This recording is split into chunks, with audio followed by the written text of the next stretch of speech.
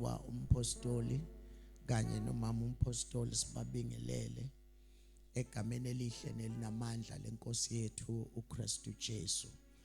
What a joy ukuphila kanye nawe kulesi sikhathi. And we are so grateful bazalwane ukuthi asiphe ithuba nathi uNkulunkulu just to pray for you, just to pray for you, just to give advice where we can, and more than that to speak a blessing. Siyambonga kakhulu uNkulunkulu ngempilo yenu. I will say these words before ngibingelele bonke abafundisi ngawakhuluma kwi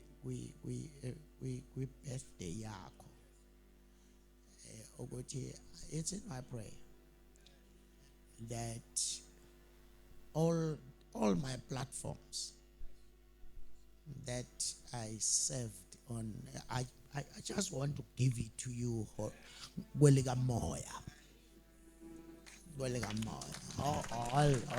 platforms that I ever served God. I'm one of the person obenesibusise esimangalisayo ukuseva endaweni ongelulu ungena kuzo, ongangenwa ngemanipulation, ongangenwa ngokuhlakanipha, ongenwa ngeBhayibheli lodwa.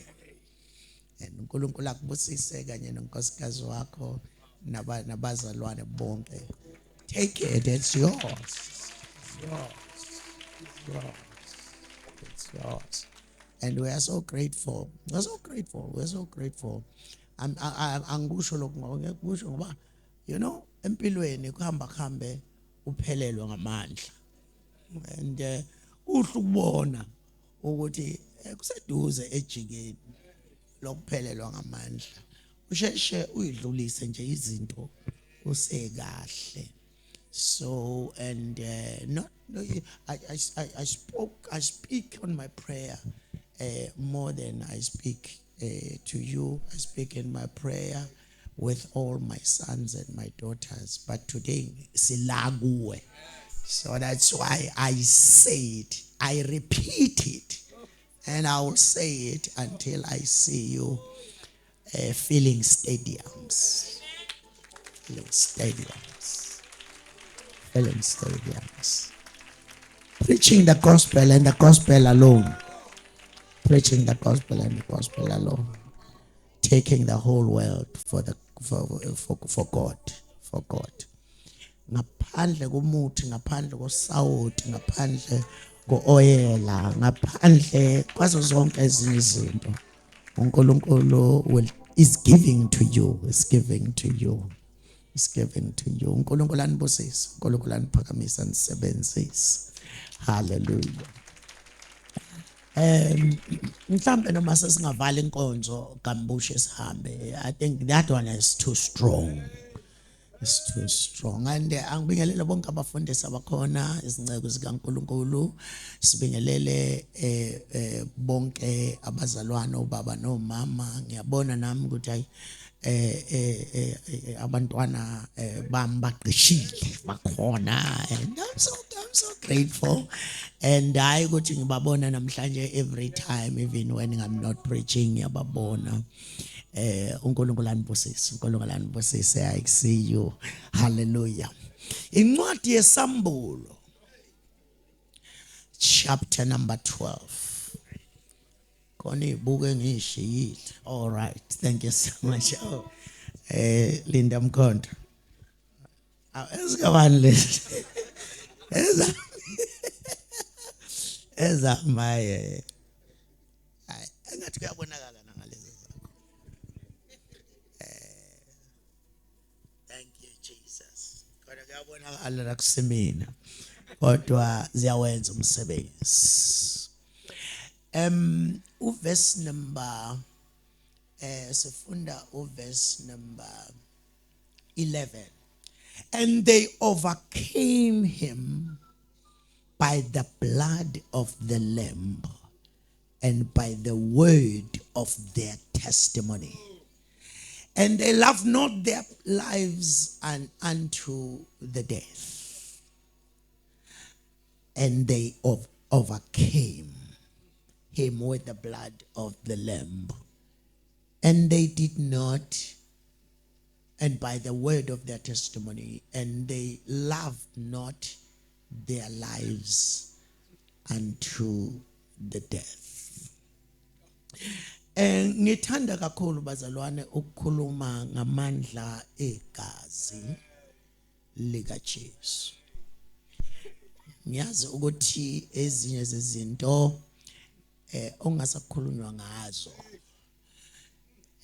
ziningi kakhulu izinto okukhulunywa ngazo namhlanje na, kodwa le eyegazi ayisakhulunywa, simply because of amagazi amaningi asetshenziswayo.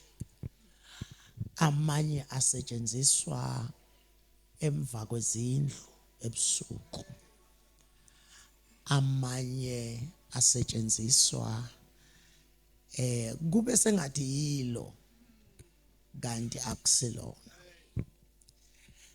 I was shocked ngelinye ilanga ngifika kukhulunywa ngoJesu, ngacabanga ukuthi mina uJesu engimaziyo. Kuthe sesiphuma kweza omunye weza kimi, izinto engathanda ukukhuluma ngazo ngoba umuntu engathi mangimusho nisheshe nimazi. Kwathi mase angikhulumi ngazo izinto ezinjalo, angikhulumi ngazo ngisho unkosikazi. Kwathi mase siphuma washo ukuthi hayi ngikuzwile nje ukukhuluma, umuntu uyikhuluma engathi uyadlala kanti uyayishibela. Wathi hayi ngikuzwile nawe umemeza igama lika Jesu. La asimemezi lona elika Jesu lo maziyo, sisebenzisa elika Stone Jesus. Ngathuka. Ingakho nje akulula ukungibona noma kuphi, ngoba ezinye izinto sengiyazazi futhi kunzima ukuthi ngakutshela ungayi lapha. Mawungathandazi uzibona ungene noma ikuphi. Ake ngisho lamazwi bazalwane, is very very important. Ngizovala khona manje, ngiyangizwa ukuthi ngibheke kuvaleni. Ake ngisho lamazwi, uma ufuna ukuphila isikhathi eside noma ukuba nesikhathi eside unenkosi, awuhambe noma. Yeah, futhi awudli noma yini. Mhlamba ngenze ibe worse, awulaleli noma ubani. Okay. So it's very important ukuthi namhlanje na ungcwelise indlebe zakho ukuze ukwazi ukuzwa ukuthi lo muntu engimlalelayo lento ayikhulumayo uyiyo na. Ngoba asidli lokho umuntu akushoyo, sidla umoya wakhe umuntu. Uyabona makufike isigebengu Jesus, uyabona ningixolele bazalwane kade kwasangikhuluma. Uma kufike isigebengu sesifebe somfundisi Jesus. Kusahamba kahle mfundisele. Okay. Mangasahamba kahle uthi nje ngiyeswa ngoba ntayi uyangiprotecta manje ndodana. So uyabona kufike isifebe noma umfundisi umthakathi ame nje la ngaphambili aqeda khuluma uJesu wangempela, khuluma insindiso yangempela, kodwa uzwe ukuthi hayi kukhona omunye umoya ongengamayo, ngoba asidli intshumayelo kodwa sidla nespirit salowo muntu. You see bazalwane, abantu abakhuluma nawe nabantu abakuthintayo nabantu osondela kubo, izinto ezisebenzayo ezi-spiritual kunezi-physical. Mhlamba ngiyenze le declaration ukuthi izwe lokomoya is more real than izwe lenyama. Enyameni sibona imiphumela yezwe lakomoya. Yakhumbula kwakhona umama nje wayesegule for 12 years enesifo somopho onganqamuki. Lithi iBhayibheli wayitshela esekhaya wakhuluma kumoya wathi uma nje ngike ngathinta umphetho wengubo yakhe I will be healed. Bese lemchaza ukuthi ubesegule 12 years waye enyangeni waya kubo bonke behluleka bonke kodwa wakhumbula wazi lento le ayihlanganisile nezinto abanginikeze zona nemjovo neyiwasho neyitaputapu kodwa lento le into kamoya. That is why wa connecta kumoya wayisethe uma ngike ngathinta umphetho wengubo yakhe ngiyakusinda kulesi sifo.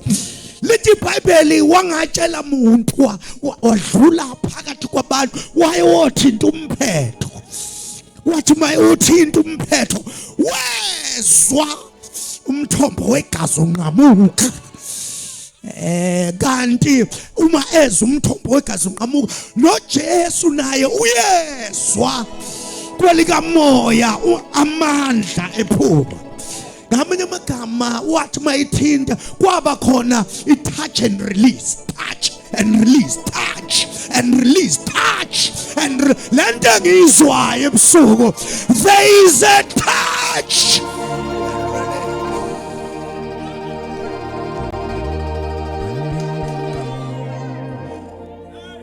Thank you, Jesus. Incwadi yesambulo, incwadi okufanele ma uyifunda wazi izinto ezimbalwa. Ngizosheshe ngidlale phansi. Wazi izinto ezimbalwa. Number 1, fanele ukwazi ukuthi isambulo sika Jesu. Ngoba mawuzothi isambulo sika Johane uzohamba ubambeke la encekweni. Kodwa lesi sambulo sika bani? Sika Jesu. Bese liyasho iBhayibheli ukuthi asimbulela uJohane uverse number 1 and verse number 2 asembulela uJohane inceko yakhe. Umuzwa ke sekhuluma ethi ngangise Patmos ngikumoya. Ngaleso sikhathi wayekade kuyisikhathi sokuhlushwa kwebandla ayekhishiwa amehlo akhe. Wayengena amehlo enyameni. Kodwa umuzwa ethi ngiyabona. Imemeza indoda amehlo ekhishiwe ithi ngiyabona.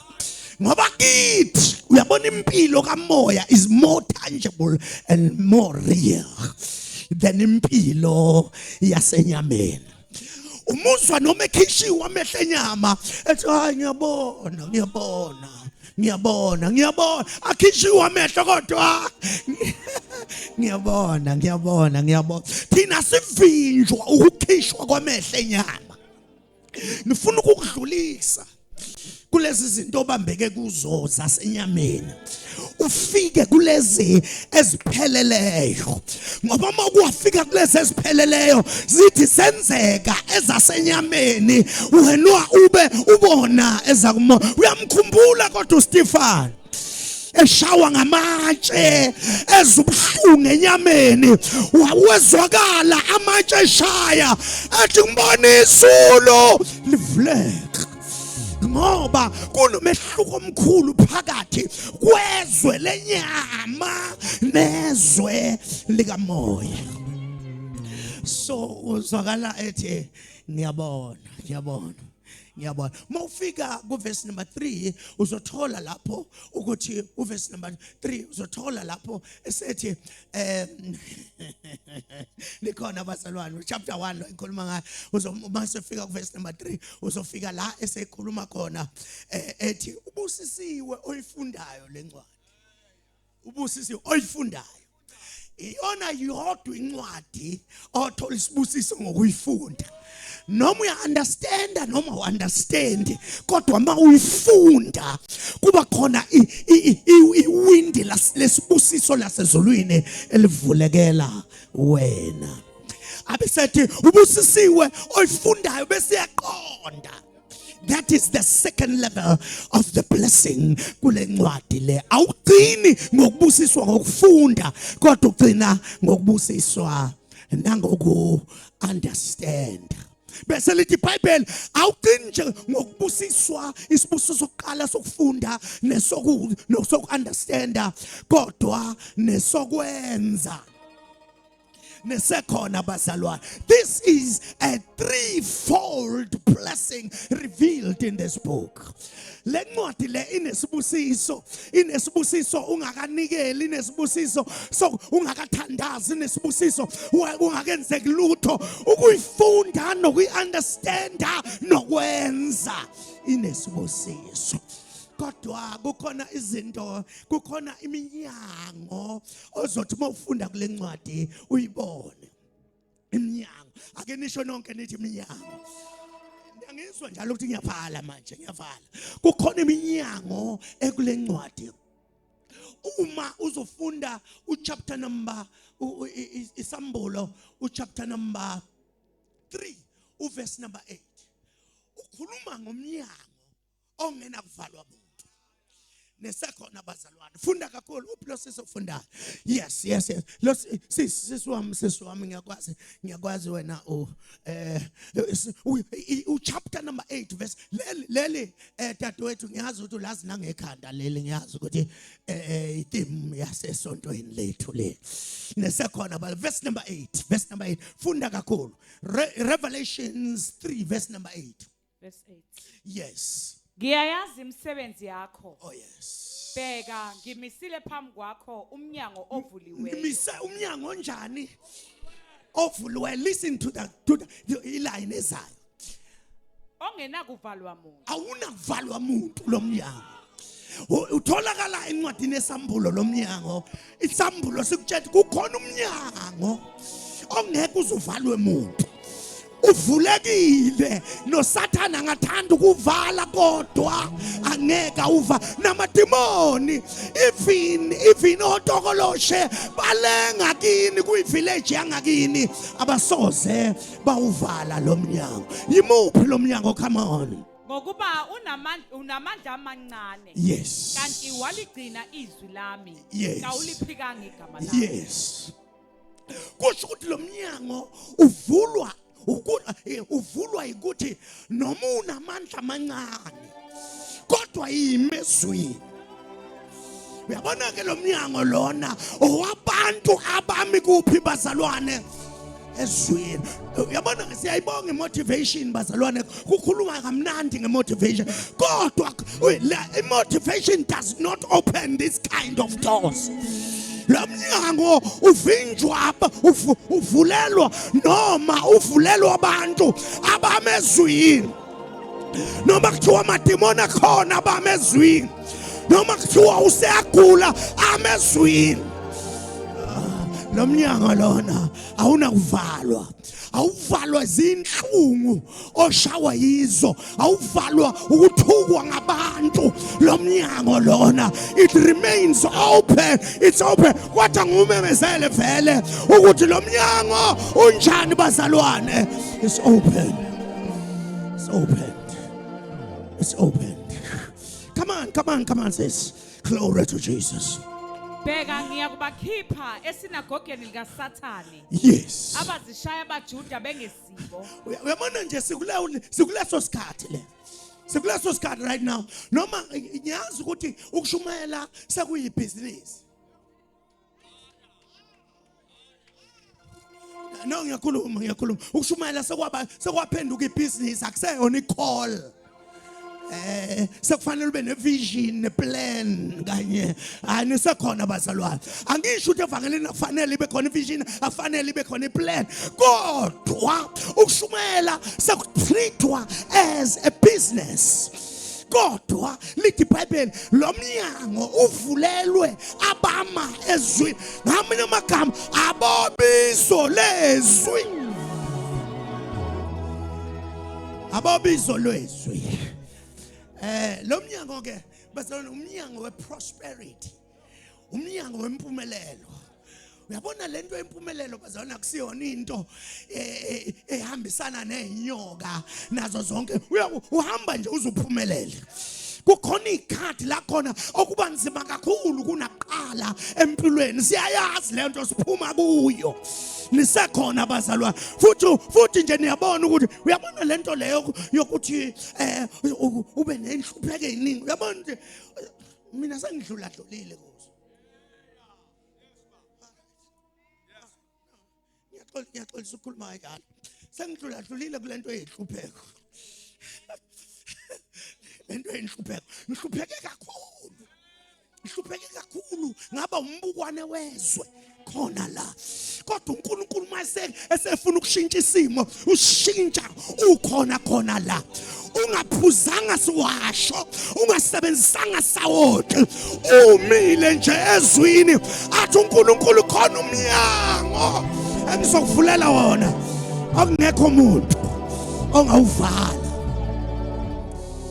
lo mnyango owabantu abanenkani yokufuzula izimo ibhekene nabo kodwa bathi ngiyafuzula lo mnyango owabantu abathi angithembile amavesi ngithemba umthandazo Glorobo Shanda la khona abantu bonke belandela uGoogle kodwa wena ulanda izinto emthandazweni abantu abamezwini abathandazayo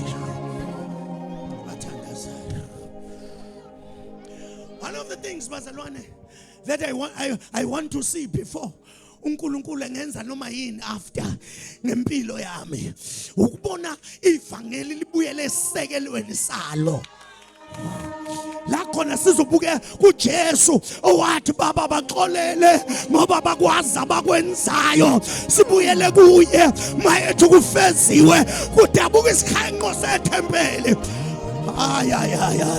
la kuzoshunyelwa khona ivangeli but this door umnyango ovulelwe abangabaleki uma beshaywa abangakhulumi uma bethukwa bavele bathule ube washo na umfundisi wathi uyabona iqiniso liza kancane lihayika amange segcwele phambili ubayeke bagcwalisa uyabona uyabona lo mnyango owabantu abamayo bame kukhulunywa yonke into ngabo bathi Nkosi you will vindicate me and I'm glad it's open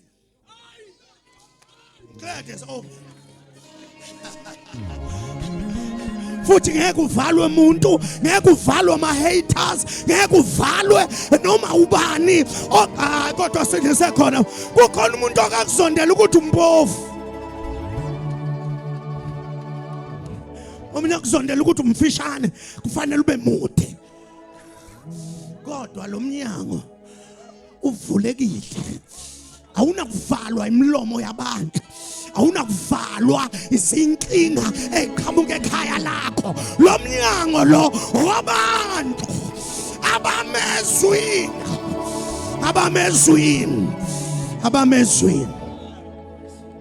awunakuvalwa umuntu can somebody shout the door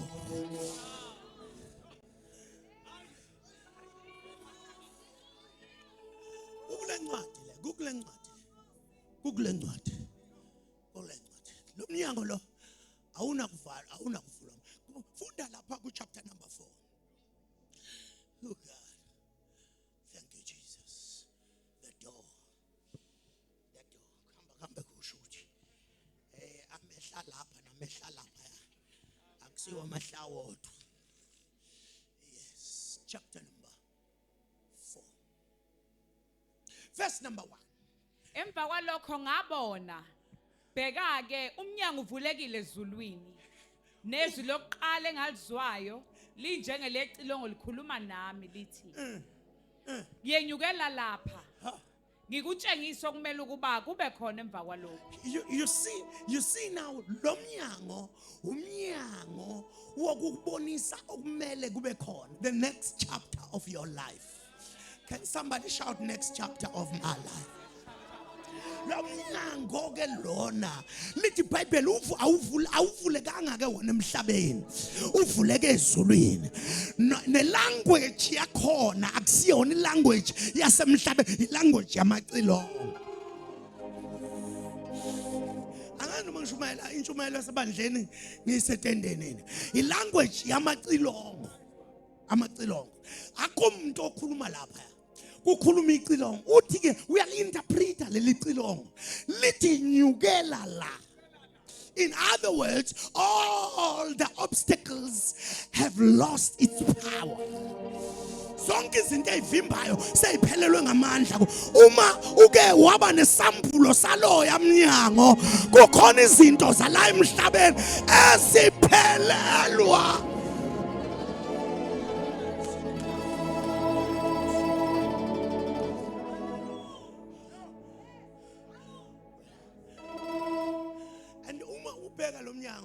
It sounds like the rapture, because ukhuluma ngezinto ezizokwenzeka in the next chapter of your life. Uma ulokhu ufunda kahle uzobona ukuthi there are things nezinye ebuzithanda kakhulu zonke iphelelwe ngamandla. Uyabonga lesi sikhathi umuntu othanda kakhulu izono zophelelwa amandla. Have you ever thought ukuthi lento ohluleka ukuhlukana nayo namhlanje one day izophelelwa ngamandla?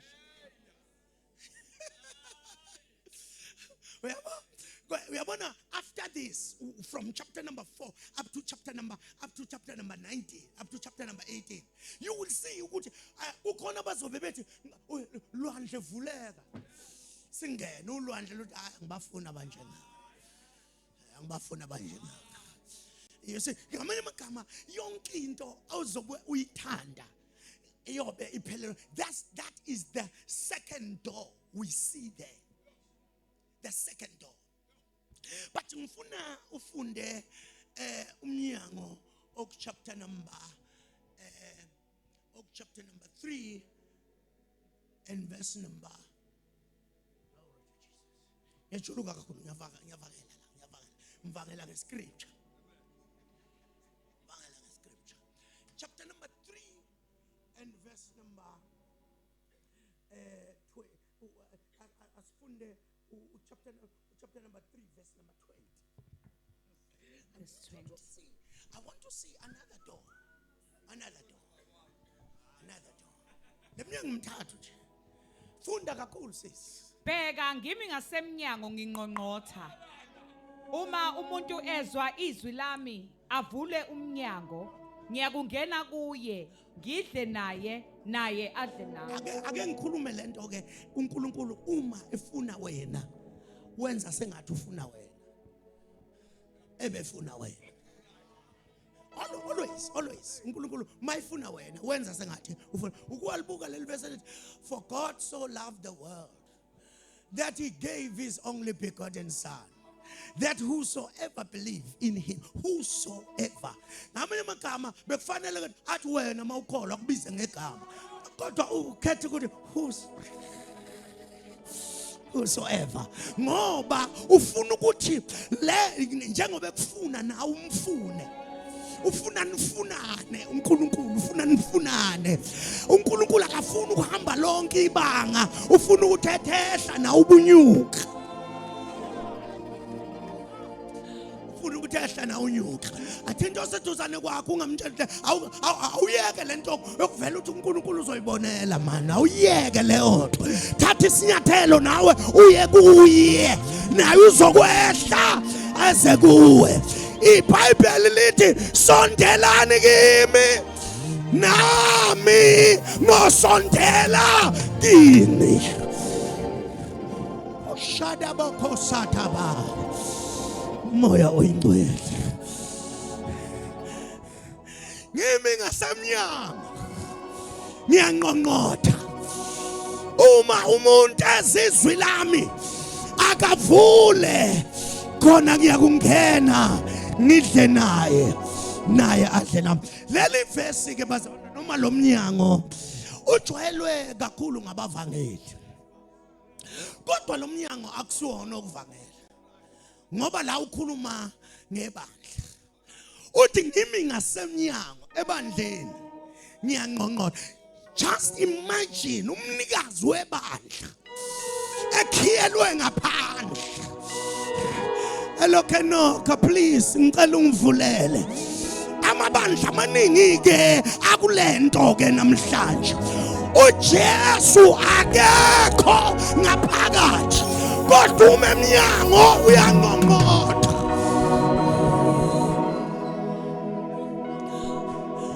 What a painful thing. Umnikazi webandla uyanqonqotha, uyacela uthi njengoba ngingena angene nezandla ezingaphethe lutho. Uthi ngiphethe ukudla mawangivumela ngangena ngizovula isikhaftini bese ngifaka isandla ngithi nawe faka isandla. In other words, uzodla okukhethekileyo obukade ukuvalele ngapha kodwa nikhona bazalwane. Isikhathi esikuso ke leso. Qhubeka ama programs. Inkosi ayikho. Qhubeka ama programs. Umnikazi webandla ungaphandle. Owahlatshwa amanxeba umi ngaphandle. Anisekhona bazalwana. Kukhona abangena ngamanxeba bathola into zakhe ngaphakathi, babanga into zakhe ngaphakathi, yena bamvalele ngaphandle. Yimi ngasemnyango ngiyanqonqotha umuntu ezizwi lami akavule umnyango ngiyakungena ngedle naye. Leminyaka emithathu bazalwane eyena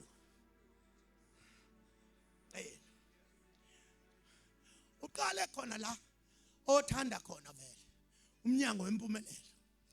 Anginonke nithanda impumelelo. Uyabona masingayeke ushumayela uJesu la sithi kusasa kukhona usawoti ovela kaIsrayeli ozobula.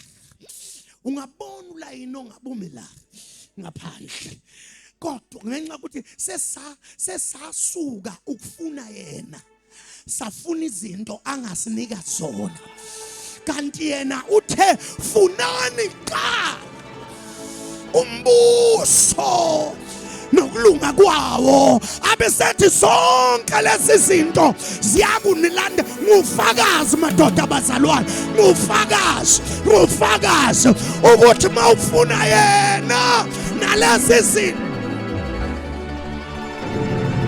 Athu Davide impelo kuhle nomusa kuyangilandela imihla yonke.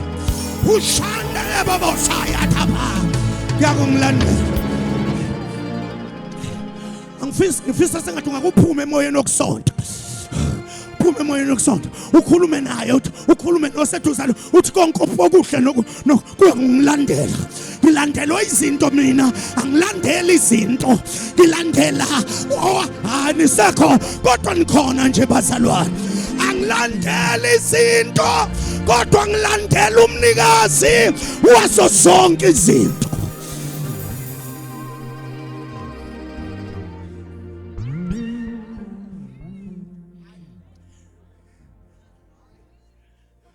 Qala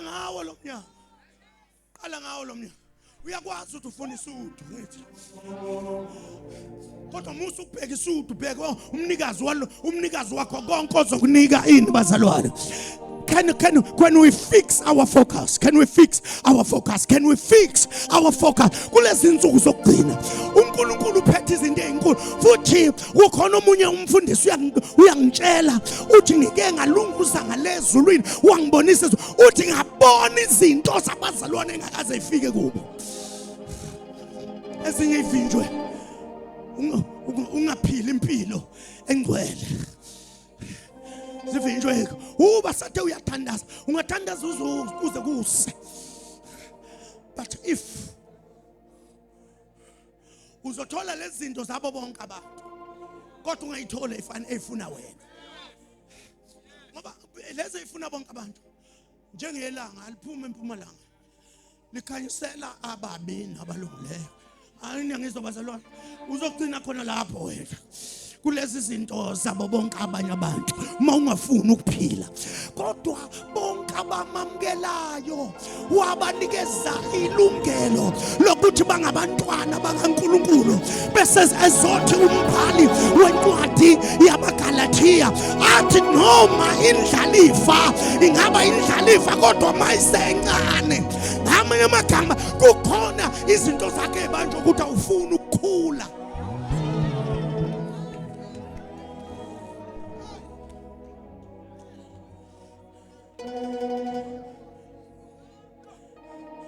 Njengoba ushoti kumoya ufune ngathi ungezwe izilimi zakini zodwa, mawungakazizwa lezo ojwayele ukuzizwa esontweni lakho ukuthi uzwe ukuthi hayi angikho kahle la, anisekhona bazalwane. Wena ucabanga ukuthi uzobusiswa ngoba bonke abantu begqoka amabhantshi njengabantu besonto lakini, kodwa ke ngikhulume bazalwane, khula. Athi into sethi khula khula khula khula khula khula khula khula. Angikaze ngimuzwe ngoba mayiqala ukuthandaza kashonga ukuthi bawona amandla onke.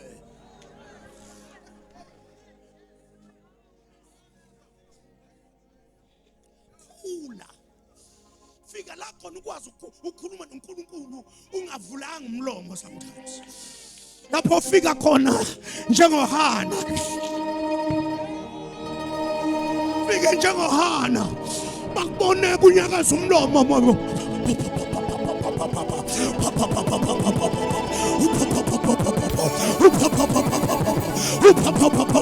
bathi kwenze njani kanti nina niyezwana nomdala wezinsuku.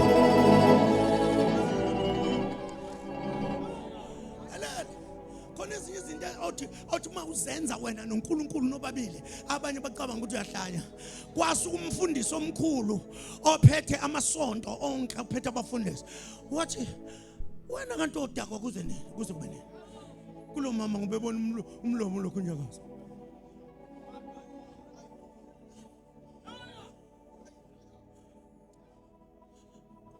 Yazi ngangicabanga ukuthi umpostoli wathandaza kwaze kwaphela amanzi. iBhayibheli alikusho lokho. iBhayibheli lithi wafika nje kwanyakaza umlomo.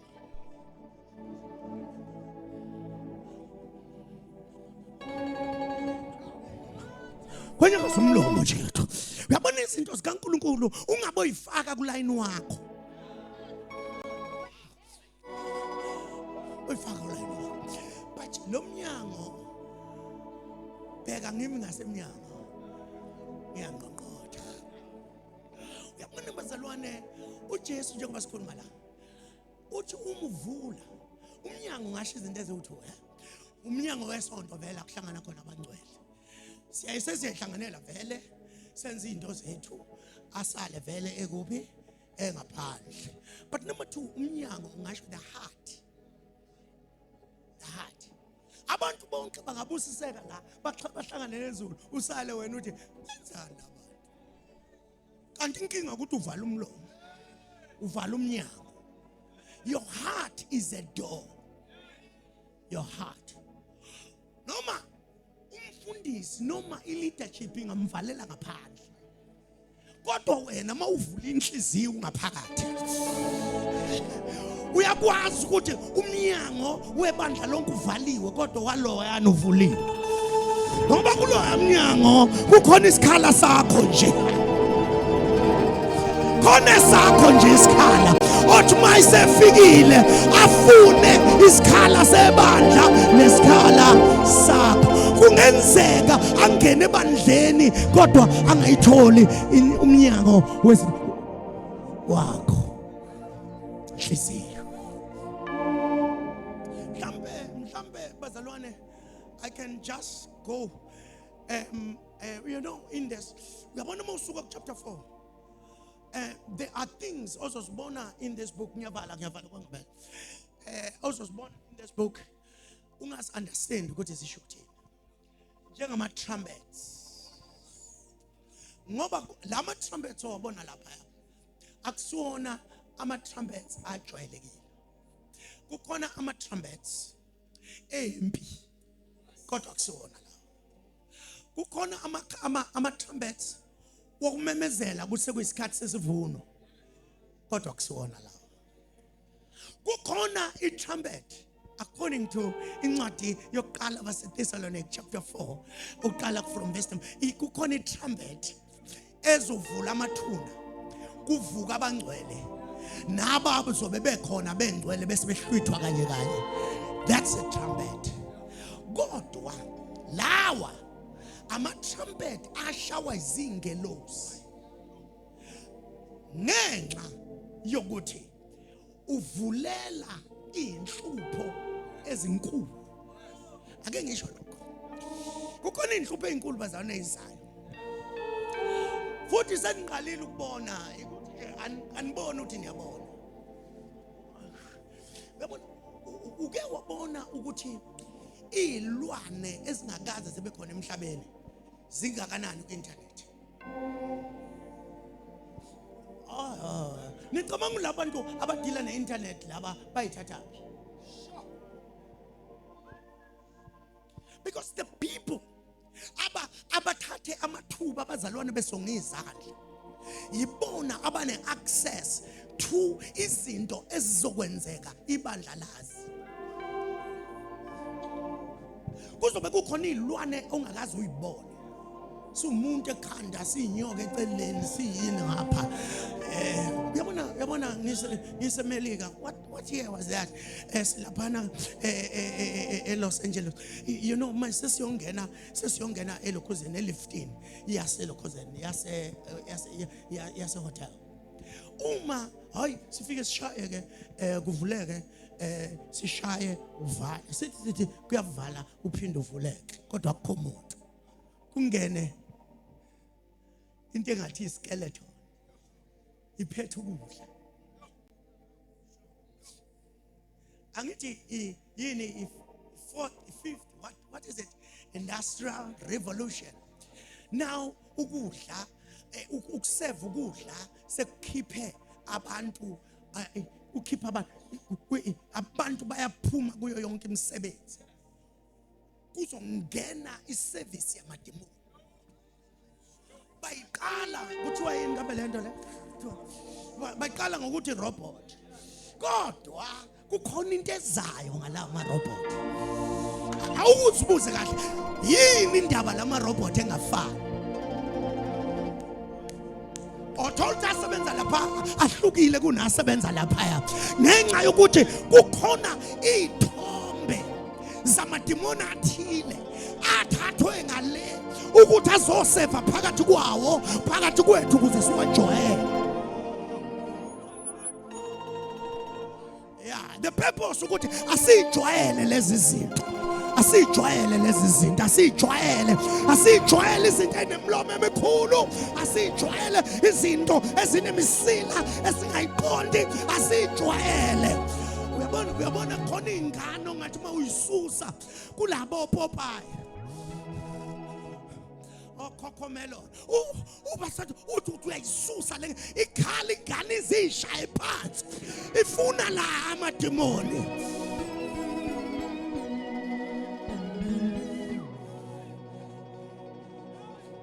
Sekusondela isikhathi sokukhala kwecilongo la sizokwenza amademoni abe kodwa nisekhona abazalo ahambe phakathi kwethu angabe sasilethela ukudla kodwa asilimaze alale nabafazi bethu. Angizazi ngiyaphika manje. Angizazi ke ngiyaphi manje. Mangizazi ngiyaphika. Sangena isikhathi manje silinde icilongo lalezo zinto la khona sizophuma. Uyabona bazalo uma selikhala leli cilongo into engithanda kakhulu ukuthi lizobe selikhalile elithatha ibandla. kobe sekusele abantu abangamazi uJesu. Ibandla lobe lingasekho uma ubona lezo zinto zenzeka ubokwazi ukuthi usalile.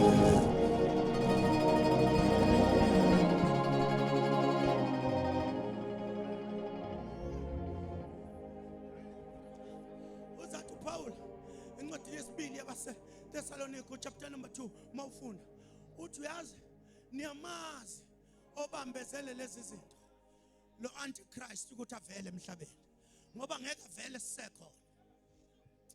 Hayi awuthintela angeke avele ngisekhona. Avele sisekhona. Sindiswe kabuhlungu kabi ukuthi ngingaphinde ngime no antichrist. Kodwa ngisekhona kwale ngindoda yathi kufeziwe.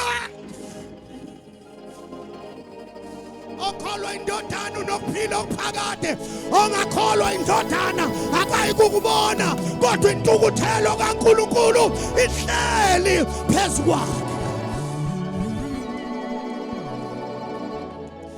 Akasindiselanga ukuthi siphinde sizulaka. That is Romans chapter 5 verse number 8.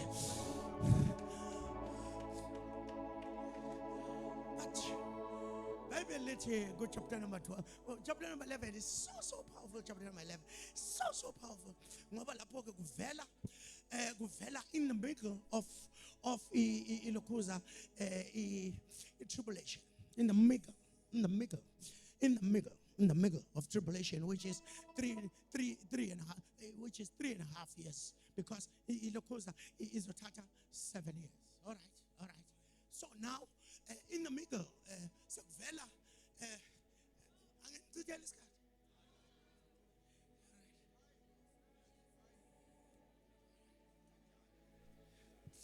And then when you come to chapter number 11, lithi iBhayibheli kwase kuba khona ofakazi ababili. Labo ofakazi ababili akusilona ilanga lokuqala ubabona. Number 1 bake baphila la emhlabeni.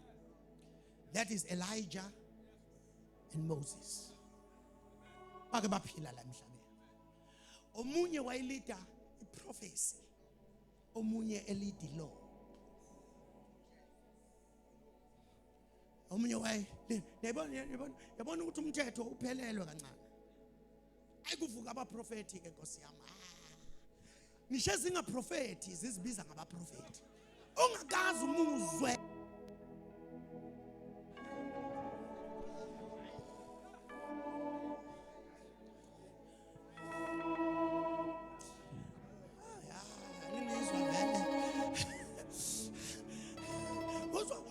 Prophet ozwayo ukuthi abolesi angisazi sivelaphi lesi. Esiningi ilandela ngasemalini. Iprofeti awuzoba nendle enkulu zoba hayi. Omunye wathi uzoba nendle enkulu benemoto ngathi umthanda anginayo vele already.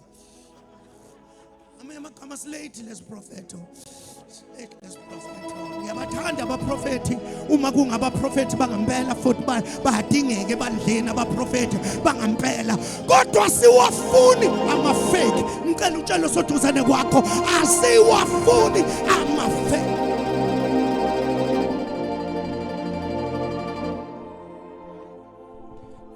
Fake noma ngabe iyavangela sifuni, ifake noma ngabe kuthiwa umpostola sifuni, asifuni ama-fake. Ni fake noma ngabe kuthi uyahlabelela asifuni, ifake noma ingaze ibe kodwa nisekhona.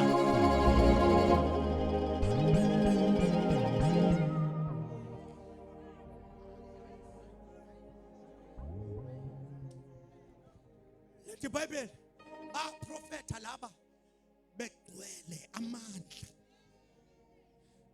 Lithi iprofeto zabo zahlupha. Ngoba asazi iziprofeto ezifuna ukusifudumeza njalo.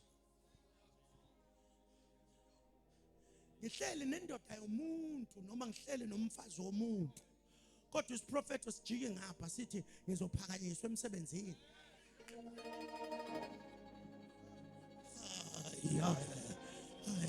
Ngizophakanyiswa emsebenzini kodwa ngihleli nomfazi womuntu.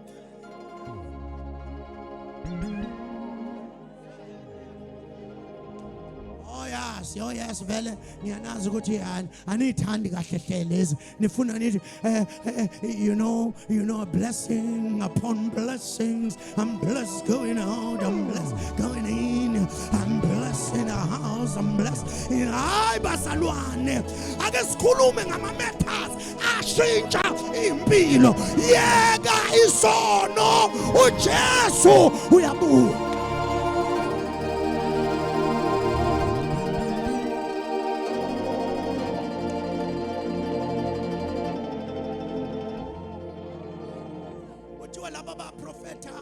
Baprofeta izimo zamelana nabo kodwa zangakwazi ukubamisa, zangakwazi ukubabulala until uNkulunkulu avume ukuthi bafe. Hayi ngiyamsaba lo Nkulunkulu ngoba kwesinye isikhathi ukethe ehamba nawe ekuprotect 100 noma 300% kodwa kube khona isikhathi azokudedela khona uhambe wedwa. iBhayibheli lithi wabadedela babulawa. But mabebulawa lithi iBhayibheli lezi ikhonzi zika Sathane zanqaba ukuthi bangcwatshwe. Kodwa kunalokho kwaba uKhisimusi ku baphana izipho. Baphana inbazalwane izipho. Baphana izipho. Uma besaphana izipho Nkosi uJesu kabe inkosi uJesu engathi le nkonzo yenu ngiyidonsa kakhulu mina uthi nobuya nje makuthiwa kubuya mina vese ngiqedile vele sengiqedile and then iBhayibheli lithi these guys balala kuma streets yabola imizimba yabo. Baphana izipho bejabulela ukuthi bafile abaprofeti abasihluphe ngeprofeto zabo. iBhayibheli lithi uma kubathe sebephakathi bephana izipho wavuleka phezulu lase lithi come up here. Lona come up here wesibili ngoba come up oqala chapter 4 lo oyebandla. Come up wesibili sekungawaba prophet in the middle of tribulation. Bese lithi iBhayibheli siyeke yonke ke leyo ndaba.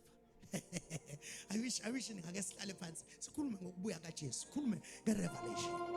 So now in the middle laba sebenyukile baye ezulwini banyuka izitha zabo zibabona. Ibandla lona lanyuka izitha zingaboni. Zabona ibandla selihambile. Say praise God ngibelonga kuleyo group. Kodwa laba besibili izitha zababona benyuka. Bese lethi iBhayibheli kwakhona owesifazane chapter number 12. Lo wesifazane wayekhulelwe. Lo wesifazane kuthiwa kwakhona uDrago oweza against her efuna ukubulala umntwana ezalwa. Kuthiwa lo Drago wehluleka waze wazalwa umntwana. Uma eqeda ukuzala umntwana bese lizothi kwaba khona impi ezulwini.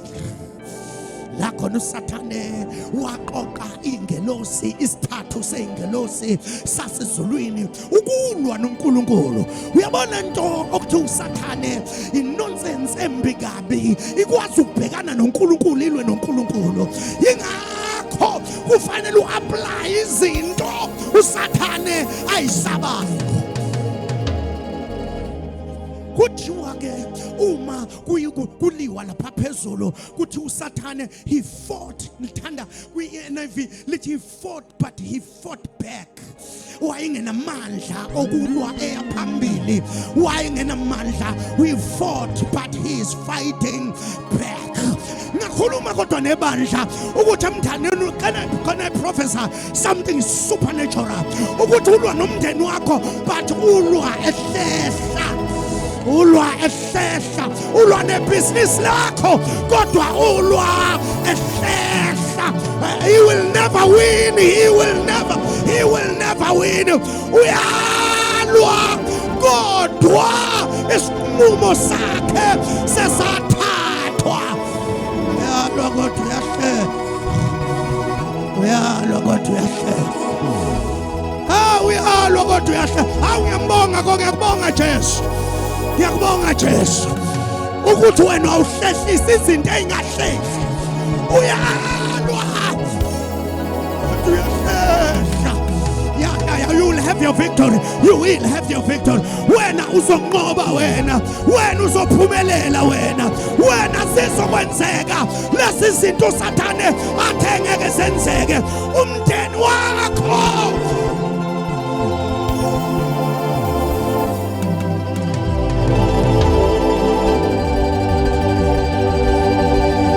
Uyalwa shandelebo sikapapapa Liprakosatabaya, Liprahantalababasa. Ngiyayidedela lento. Bekubonakala engathi uyanqoba usathane kwakho, kodwa ngimemezela ukuthi uyalwa. Kodwa uyahlela. Jesus, Jesus, Jesus, Jesus, Jesus, Jesus, Jesus, Jesus. There is power in that name. Every knee shall bow, every tongue shall confess that Jesus.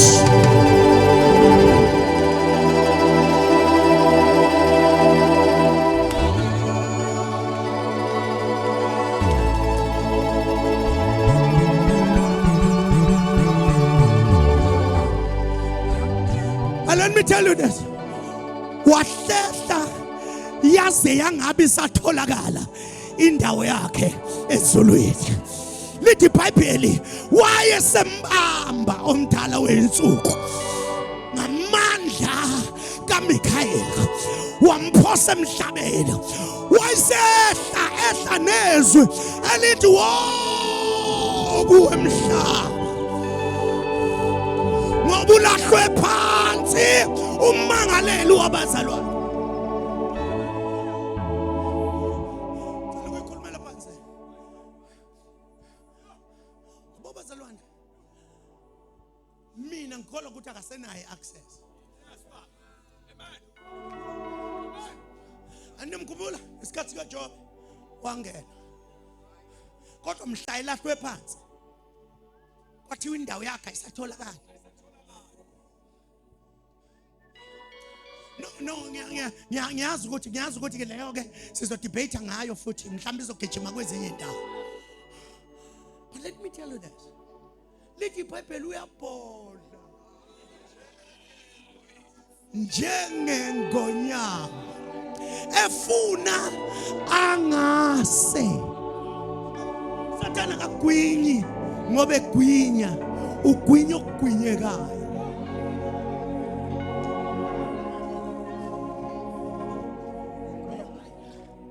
Apostle wesemhlabeni.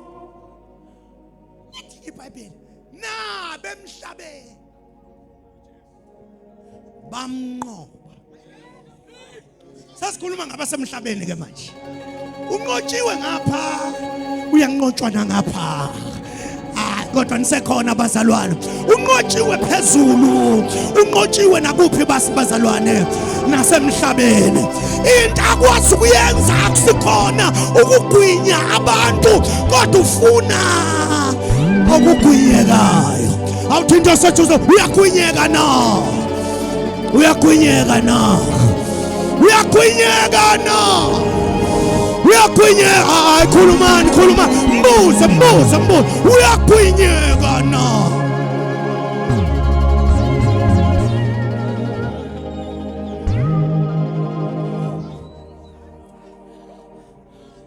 As I close, lento yegazi ayiqhamukanga emqondweni wasemhlabeni. Lento yegazi sibona ku chapter number 3.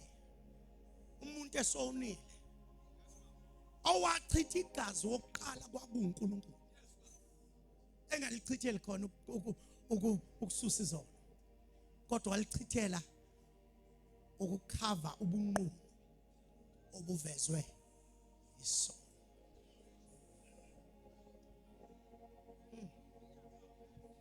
Igazi lokuqala elachithayo lachithelwa ukukhava ubunqunu, because wayethi noma singakayisusi izono kodwa ngifuni nihambe nenqunu.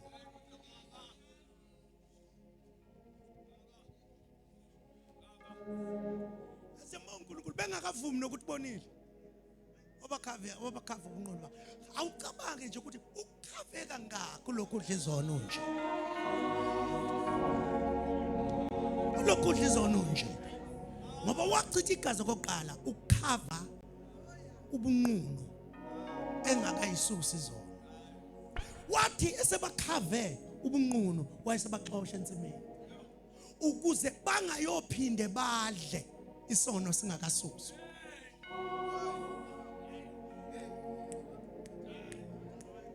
Ukubaxosha ensimini, it was grace, ngoba babezosuke badle bese bephila phakade benesono empilweni zabo.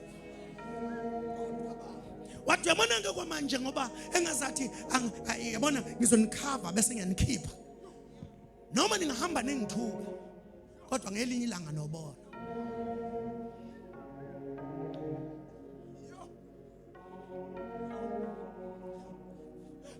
But you know bazalwane, uNkulunkulu udila nento yesono, wachithwa amagazi embuzi. uNkulunkulu kuLevi chapter number 40, chapter number 11, chapter number 14.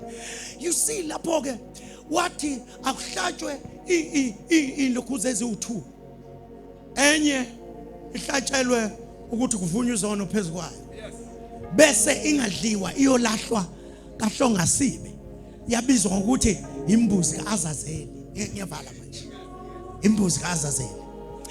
Bese kuba khona eyohlatshwa ealtar, liphuma igazi lithi cha ealtar. Uma liphuma lithi altar, la lihlala phezu kwezinto ezimbalwa ialtar elalikhandwe ngazo. Number 1, la lakhiwe ngomuthi womtholo. Umuthi womtholo ukhomba the humanity, ubuntu buka Jesu. Kodwa nginisekhona bazalwane, ngiyavala ukubangabeka. Jesus Christ, oh Jesus Christ. Ningaxoshwa emakhaya bomama kuthi wakhona umfundisi ombi oshumayela aza akhipha abantu kudala ukuthi kusewumfundisi wangempela lo sanishumeza.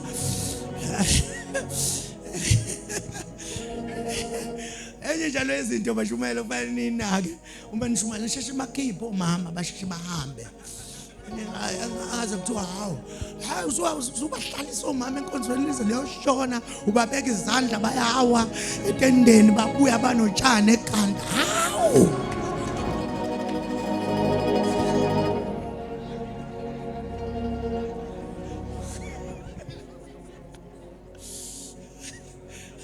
bekwemnandi kuba mdadla. But let me close like this. You see, bese kuba khona le ngesikhathi umtholo usho ubuntu, bese kuba khona ibrass yona imemezela ukuthi your sins are forgiven. Bese kuba khona igold isho ubuNkulunkulu bukaNkulunkulu, ngoba ukuze kusizakala umuntu kufuneka ubuntu buka Jesu nobuNkulunkulu bukaNkulunkulu, bese kuza isono. Isoni anginiyeka kodwa anginiyeka. Let me I got a more ngcwele. Ngifuna ukungiqedelela, ngifuna ukungiqedelela.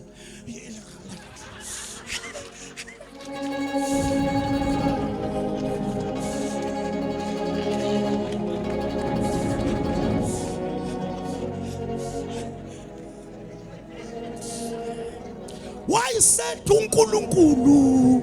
Why said uNkulunkulu lento leniyo yenza once a year? Because it's not a permanent solution. It's it's not a permanent solution. Wabona imbuzo, wabona inkomo, wabona icishe ngathi amakati, wabona ilokhuza inkukhu nazo zonke lezo zinto bokwazi ukuthi it's not a permanent solution until wabanjwa umdala wensuku. It was Thursday.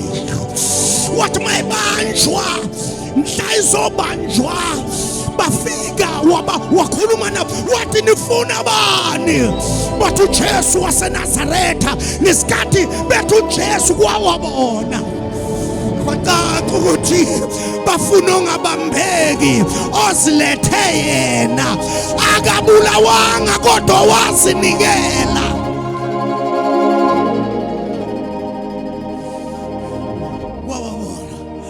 Wathi ngithe nifuna bani? Bathi uJesu. Wathi nawo nisekhona bazalwane.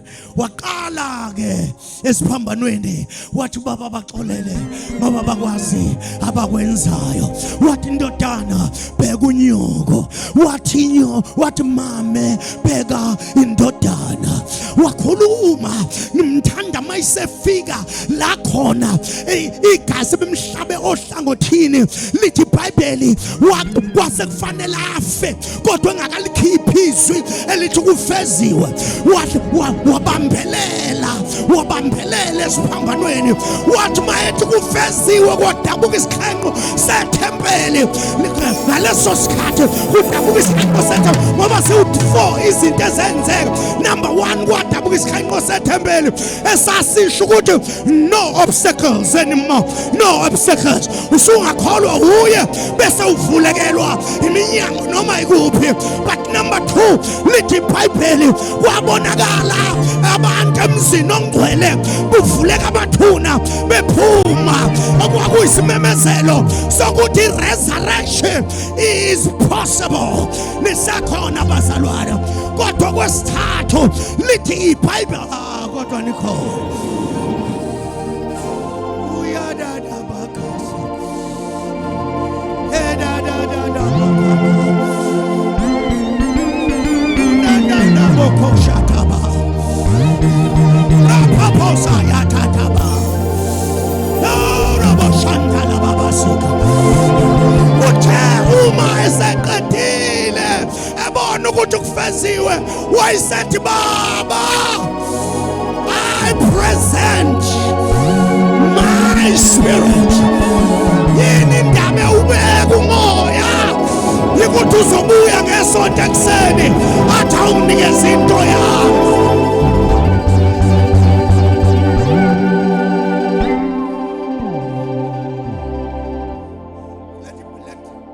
Let me take this scripture. Let your Bible wakhona isotsha. Khona izinto engazazi ngizizwa ikhuluma ngabantu kodwa zimnandi zona. Kuthiwa leli sotsha lalineselotho. Zikhuluma ngabantu angizazi mina please. Angazi ngithi angizazi angisi source. This is an unknown source. Kuthiwa uyabona kumuntu onesolotho akageji bantwana bekhosi akageji wayethenjwe ngoba eneselotho. Uyazi sometimes ukulahlekelwa utho uba usuba good ngalokho osele nakho. Kuthiwa wamhlaba kwabe kanye kwaphuma igazi namanzi. Kwase kuvela izinto eziwu2 ezisiza ukuphila kwabantu. Igazi elidila nezono neposition, bese kuba khona amanzi adila ngoba amanzi symbolizes the weight. Adila nengqondo ngoba kubhlungu ukususa izono salo isiphukuphuku.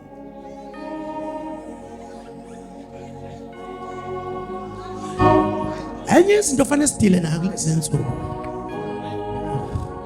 sidwalelwa abazalwane abakhuluma ngelimi kodwa hayi ziphukuphuku. Abantwana bomubi bagijima phambi kwethu bathatha into zethu ngenxa yokuthi siziphukuPhuku too much. Ngakho mase isusiwe izono esekhulume ngaleyo ndaba no Paul mfundisi wami esekhulume ngale ndaba ku chapter number 8 ethi there is now no condemnation to those that are in Christ. Bese ezoza ku chapter number 12 athi ngiyanicela uba ninikele imizimba yenu ibe umnikelo ophilileyo othandekayo kuNkulunkulu athi kube ukukhonza kwenu ngokuqonda uthi lento leni yenza by the renewing of your mind. Bazalwane ungarelax ukuthi usindisiwe ingqondo yakho esagcwele udoti.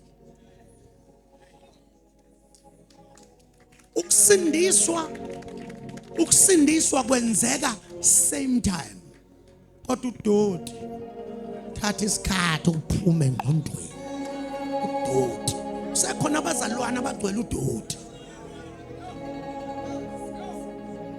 ingakho usindisiwe kodwa ubuka amaphono.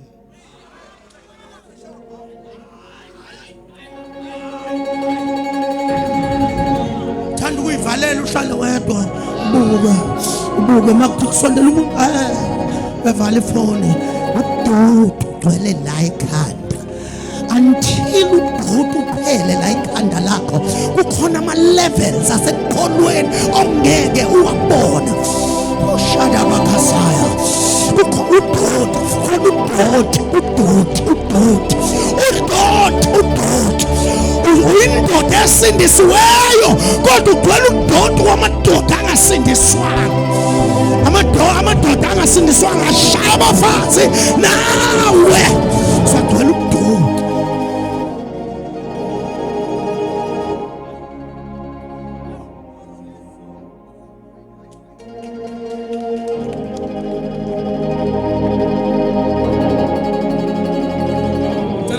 Sonke sithandwa zembathana kashayina uNkulunkulu isandla ezimfanele.